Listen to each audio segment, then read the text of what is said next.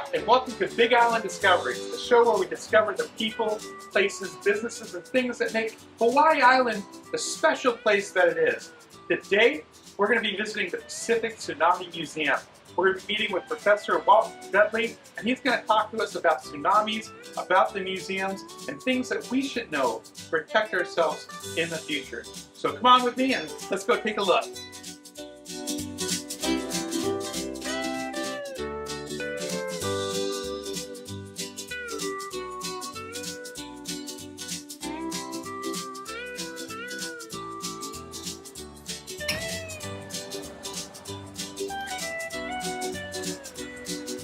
Hey, aloha, Walt. Morning, Mitch. Good to see you again. Good to see you. Yeah, come on in. All right. Well, thank you for having us here today. And you know, this building has actually survived a tsunami, I understand. It survived more than one tsunami. It survived several, including two very deadly ones, 1946 and 1960. And what was this building originally? It was a bank. It started off as Bishop and then changed its name over the years. And now it's owned by Tsunami Museum. Yes, they donated it to us. So you said that this building has survived a couple of tsunamis. How many tsunamis have we had in modern times in Hawaii Island? Well, since written history began, we know about ones in 1837, 1867, 68. The list goes on and on. On the average, about one every 7 years. Wow. Yeah. And we're about, 65 years out since the last big one? We are 65 years since the last deadly tsunami struck the islands, the one in 1960 from Chile. And, so we talked about 7 years, we have a tsunami roughly every 7 years. What's the time frame between the deadly tsunamis, generally? Well, averaged out. There is no average. Okay. There really isn't, because you can have the 1960 from Chile, 1964 in Alaska. Wasn't deadly here in Hawaii, but it killed, over 130 people. When we think about the deadly tsunamis here in Hawaii, I think 1960 and then 1940, 46. But also, in the 1800s, we had several. And I know tsunamis don't just happen in Hawaii, they happen all around the world. And, one of the things I know that you've been looking at is what happens, the lessons we learn from those tsunamis. Any big lessons that, people should be thinking about? Well, they should definitely realize it's not if, but when. There will definitely be another tsunami. And they need to learn that tsunamis aren't a single wave. They're a series of waves that can last for hours. And any of those waves can be the biggest depending on where you are. And I know, one of the things that's interesting, a lot of people think that first wave that comes in is the tsunami. And like you said, it's not, just one wave, it's several waves. What is generally the time interval between the first wave and the second wave and the third wave? And generally, it's 15 to 20 minutes, depending on where they're coming from. And when we think about the 1960 tsunami, was the first wave the biggest wave, or? No, the third wave was the largest. Wow. So, and in 1946, the third wave was the largest in Hilo. But the seventh was the largest on the island of Hawaii. Wow. All depends on particular location. And in both of those tsunamis, there was a 15-minute interval between the two? About 15 minutes in 46 from the Aleutian Islands, about closer to 20 minutes, the one from Chile in 1960. So I'm guessing one of the things that happens during tsunamis is people see that first wave, or they hear about the first wave, and they want to be looky-loos, and they go to see what they can see. Yeah, they think that, no, that was a big one, and there'll also be fish stranded. So a lot of people rush out to get free fish, not realizing that the next wave may well be much larger. And that ends up in people actually losing their lives, doesn't it? Oh, yes. No doubt at all. God, that's pretty scary to think about. Now, let's talk a little bit about the Tsunami Museum. I understand that you're actually one of the founders of the museum. Can you talk about why this museum was founded? And we'll start there. You want the whole story? Just you know. Okay. So I originally didn't do tsunami studies, research. I actually studied climate change, but I taught a night class for veterans because I'm one, and I taught the science of tsunamis one night, and then we had a dinner break, and they started telling their stories about surviving in the 46 or the 1960s. And I asked them, has anybody ever reported these? These are important. No. I thought, well, these need to be written down. So I started interviewing various survivors and wrote my first tsunami book about that. And in the back of the book, it said, if you have a story you're willing to share, please contact me. And I had my contact information.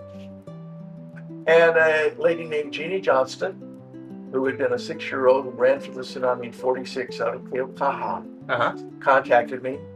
She actually moved over here, and as we decided we needed to start a museum to preserve these stories and to educate people so that in the future people didn't need to die if they understood more about tsunamis. So let me ask you this. What year was it that this museum actually opened? And is this the original location?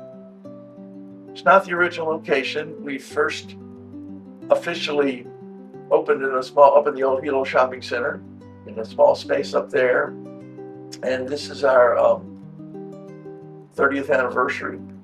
Congratulations. Right now. And officially 1994, I think we were up there, and then we were lucky enough to be given this building. You know, I know a lot of great organizations have mission statements. I understand that the Tsunami Museum actually has a mission statement as well. Can you tell me what the mission statement is? Well, our mission statement is to never forget those lost, to preserve their stories, and then to use them to educate people so this doesn't happen again. That's great. You know, so really, there's a whole bunch of reasons why this museum is important, not just to tell the stories, but it's also to make sure that people don't make the same mistakes that they've made in the past. Absolutely. And we don't want people to be scared. We want them to be prepared. So if I'm just someone off the streets, why would I want to come to the Tsunami Museum? Well, first, to learn about tsunamis. Okay. You know, and we have visitors from around the world, and some of them live, you know, in Kansas, for example, where they don't have tsunamis. But we ask them, you ever been to the beach? And of course they have. Well, every coastal line around the world has had a tsunami at some point in its history, and some repeatedly. So they need to understand, you know, how to be prepared. And also the stories are really remarkable. They're you know, truth is stranger than fiction in many ways. And some of these stories are just totally amazing. I agree. You know, having looked around, you know, tsunamis don't just happen in Hawaii, of course. They happen around the world. And I think we're learning a lot of different things. I think about, you know, the tsunami that we had in Japan. What are some of the things, some of the lessons, what are some of the lessons we've learned from some of these tsunamis that have happened in other places that maybe we need to be thinking about here in Hawaii? Well, in Japan, they're one of the areas most frequently impacted by tsunamis. They sit on 4 different tectonic plates that crash into each other, and those are what generate many of the largest tsunamis, the earthquakes from those. And they're probably among the most prepared and disciplined people on the planet, yet they still suffer loss of life and continue to learn. For example, there was a school that was miles away from the ocean, and they evacuated to what they thought was a safe place, not realizing that tsunamis come up rivers and streams, and they were close to a river. It killed 82 students and teachers. Whereas another school, the kids evacuated, they were close to the ocean, evacuated, and then there was an aftershock that caused boulders to go rolling down. So they evacuated further, and the villagers saw them and followed them. and the area where they'd stopped before was destroyed. Wow. So they not only saved their lives, but that of many of the villagers, because they had the good sense, the instincts to keep evacuating.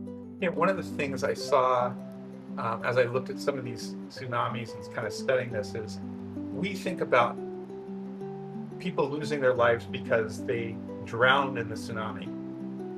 But that's actually not really what happens, is what I understand. Well, you know, after the first wave comes in, and it's always a series of multiple waves, it picks up debris and sucks it out. So the next wave is full of battering rams, really all kinds of debris, houses, cars, you know, huge containers, because those are in harbors right next to the ocean. Right. And so many people die because of blunt force trauma, or they're hit by something and then they drown because they lose consciousness or can't swim. The things we learned was from the Samoan tsunami and the Department of Health. And maybe you can talk a little bit about that. Yeah, in 2009, there was the South Pacific Tsunami, which occurred so close to American Samoa and independent Samoa.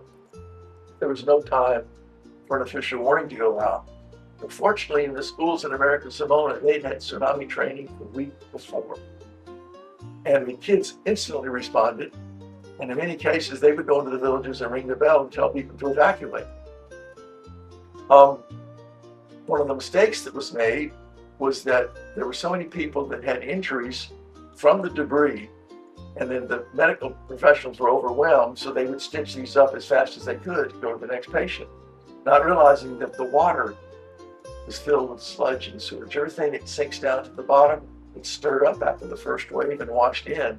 And they had to open hundreds of wounds due to massive cellulitis infections. Wow. If they'd only known ahead of time, they could have spent just a few more seconds cleansing the wounds, not had to do that. And also, they spoke about the first responders that had no training. They didn't know what to expect. And when they dig through debris and you find children's bodies, it's not easy even if you're prepared, but when you're not prepared, and if they suffered from horrible PTSD, couldn't sleep for months, still have nightmares. Very scary. I know when I was mayor, we did a lot of tabletop exercises and things like that. But as I speak to you, I'm thinking about, what things that we could have and still can, improve on, our first responders, our lifeguards, training the people a little bit better, working closer with our schools and things like that. One of the things I think we have also talked about was fires that break out. And a lot of people don't think about fires breaking out from a tsunami. I mean, you have water. How do the fires break out? Yeah, and this happens in pretty much every tsunami. We've been really lucky here, but in Alaska and in Samoa and American Samoa. So imagine where ships for isolated communities are going to unload fuel. They can't send it by train. So like us in Hawaii, the fuel tanks are down next to the harbors. When the tsunami comes in, it picks up debris, smashes into the fuel tanks. The fuel, being lighter than the water, goes on top. Hits a utility pole where there's sparks flying and catches on fire. And then when Alaska in '64, it took them over 3 days to put out the fires because the roads were destroyed too. So even when you had fire trucks in safe places, they couldn't get to the areas where the fires were burning. So you need to think ahead and be prepared for those kinds of events. Tell me a little bit, does the Tsunami Museum work with kids in any way? Oh, absolutely. That's one of our biggest missions is outreach to kids. We have special school programs, and we also have go out and give presentations. So this last week we had schools from Quebec, Canada, high schoolers that came in, but then we also had a bunch of fourth graders from another school. And then I gave a talk at the Kona Public Library for not young people or kids, but people more our age. But so, we do as much outreach as we can to the community. We wish we were actually capable of doing more. If we had, better funding, we'd be able to do more outreach. And we need it. Everybody who lives in Hawaii and everyone who visits needs to understand about to be prepared, not be scared. And it's not going to scare away visitors, right? If we let them know, we want you to understand this because we care about your safety. In the unlikely event this happens while you're here, we want you to be safe. Sure. Why is this museum so important to this community? Well, Hilo is one of the most tsunami-prone areas anywhere in the world. I mean, we do sit on an island, a group of islands that are kind of in the bullseye of the Pacific Ring of Fire, where big earthquakes occur, which generate tsunamis, which cross the entire Pacific. But also, Hilo Bay and the bathymetry, the underwater topography offshore, are such that tsunamis tend to be really big here.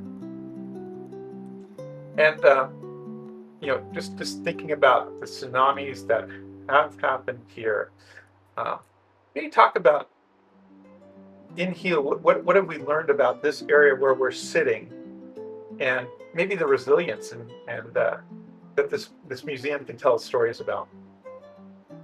Well, the people of our community are tough, and after 1946, sadly, they rebuilt a lot of areas. But after the 1960 tsunami, which impacted downtown, but also area which wasn't heavily impacted in 46, and more over toward Banyan Drive and where the White Oak Park is now, those areas were turned into parks and soccer fields. And really, it was a win-win for the community because we have all these wonderful recreational areas.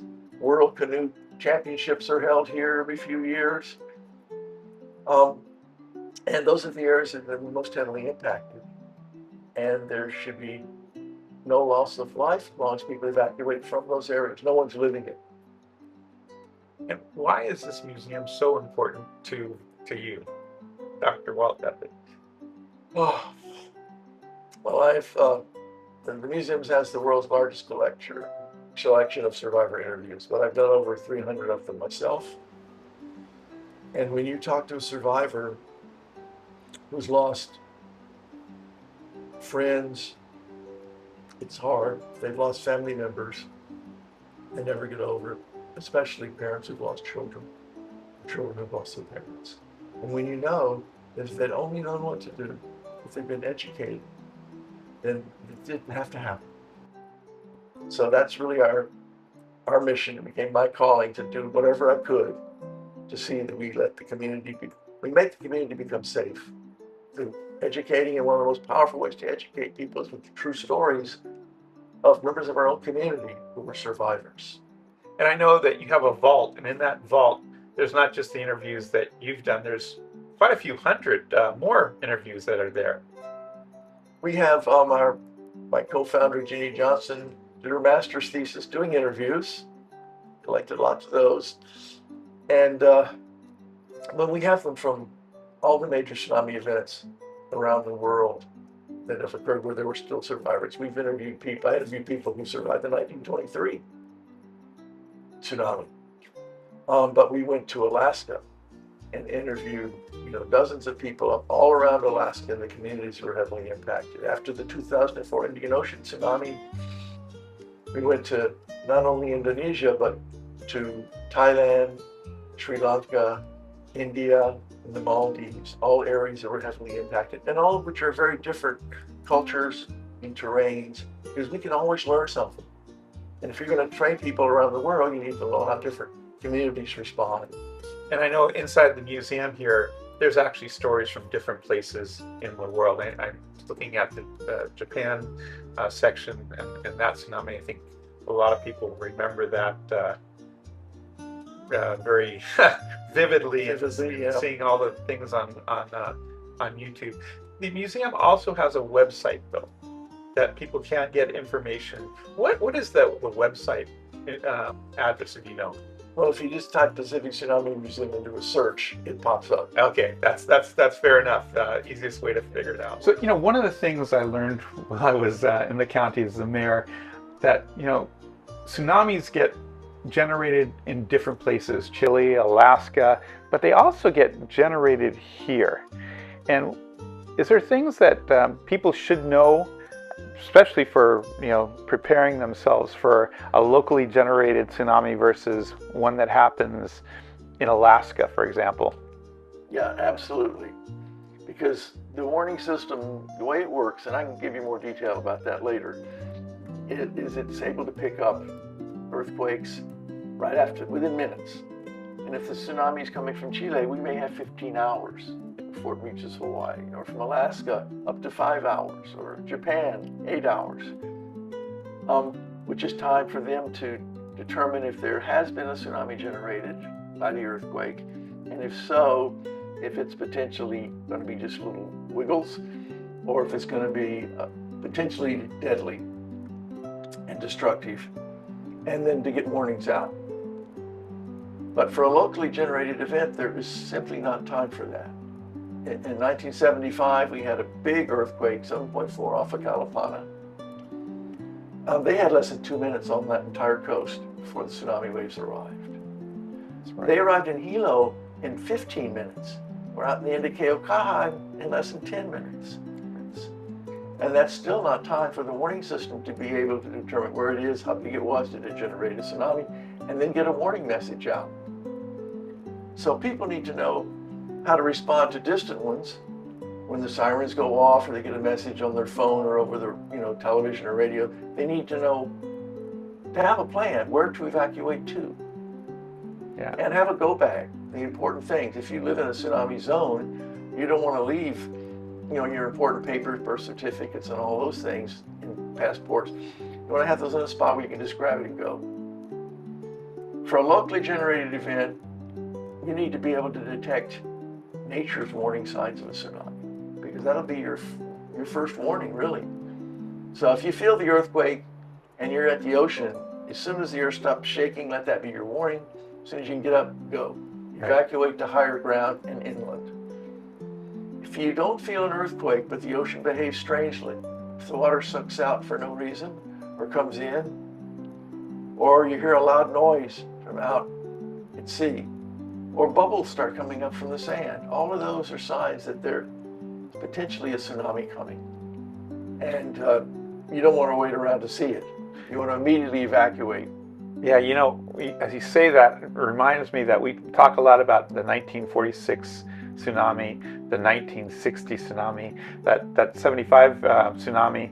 We actually lost lives, we lost a bunch of scouts through that. When the earthquake struck and sent in a tsunami, which struck in some places up to over 40 feet. And sadly, this scoutmaster, Dr. Mitchell, was washed over a cliff and killed. Mm. And a fisherman from Keau, who had ridden down on horseback, was never found. He was sucked out to sea. Mm.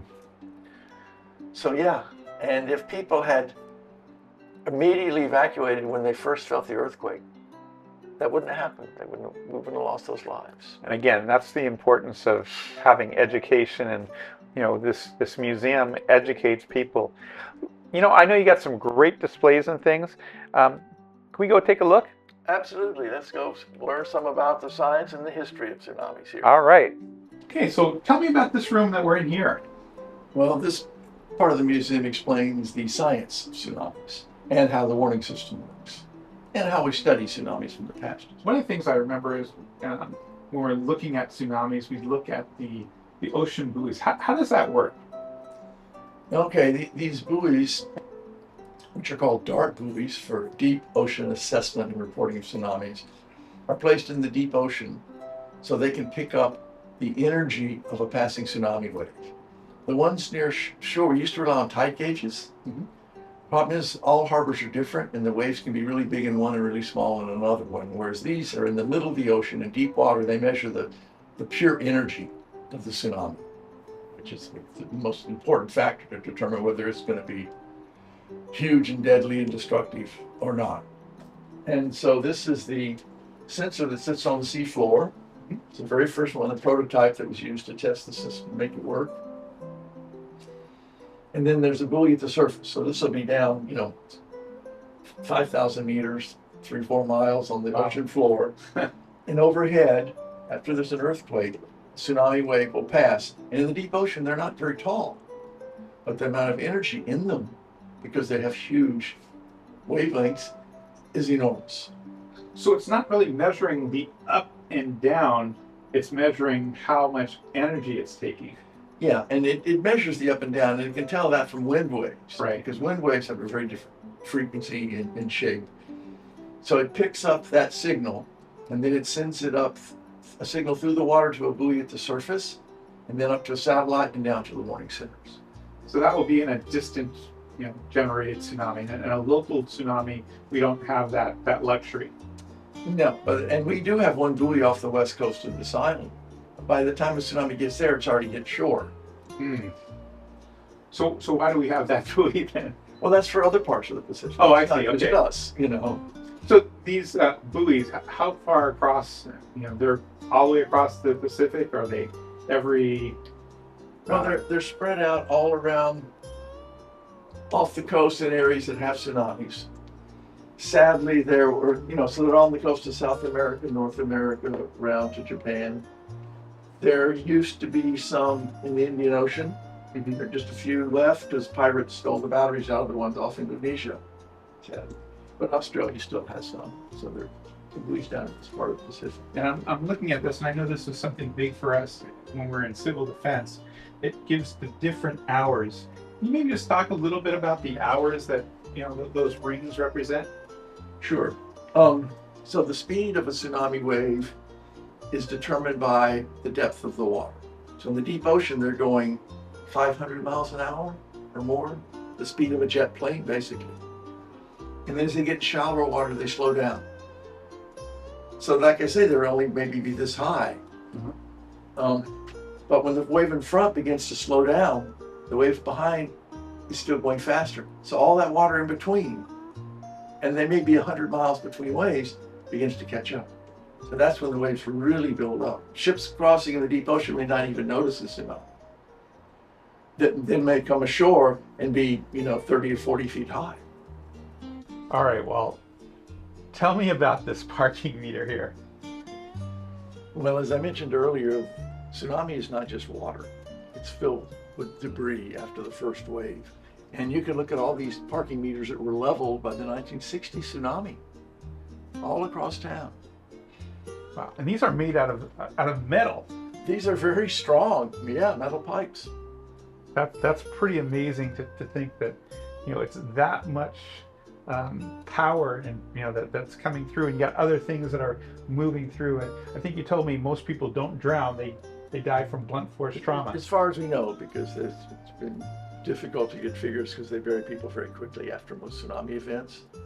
So I know in recent history that the museum is now only opened a couple of days. How is the museum funded? Well, in the past, we've been funded by a combination of admittance fees and donations. And fortunately, some members of the community realized the real importance of teaching people about tsunamis. And were very kind and generous. Sadly, our building, which we're very lucky to have, is almost 100 years old and is suffering some major maintenance issues. And that's costing us, we were always a nonprofit very close to the line because we wanted to charge as little as possible so we could educate more people. And we're free for Kamahina the first Saturday of every month. But sadly, with all the maintenance issues, we've had to close down, and we have just 2 days a week, 4 hours each, Saturday and Sunday, with all volunteers.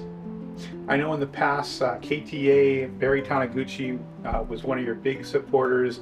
I understand now the Olson Trust has stepped in and given some money, but this is really important for our community to tell this story, to remind people that we have to be prepared for the future. And then a lot of the families that still live here have stories that are part of Hilo's history and part of this museum. And not a year goes by that we don't have someone come in who has a story. Just a couple of years ago, a young man, he'd been a young man in 1946.